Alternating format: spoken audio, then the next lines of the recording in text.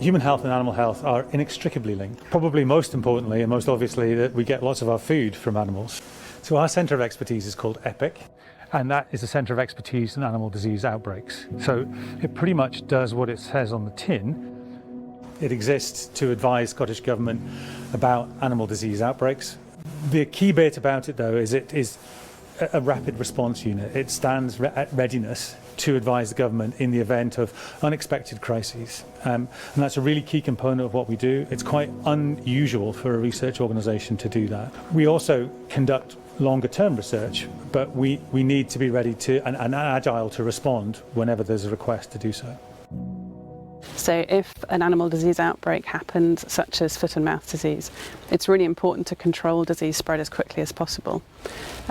One of the ways that we use to do that is to put movement restrictions in place. So for example, preventing animals from moving between locations or preventing movements of animal products. So a recent example of where EPIC's work on veterinary risk assessment has helped Scottish Government to make decisions about disease control policy would be the outbreaks of avian influenza that happened as a result of the risk of transmission of bird flu from wild birds to domestic birds. There was a need to put in a housing order. So a housing order would put restrictions in place in terms of keeping birds indoors or protected from contact with wild birds to make sure that transmission can't occur between wild birds and domestic poultry. Well, it's very difficult to predict precisely how climate change will affect animal health and welfare in the future.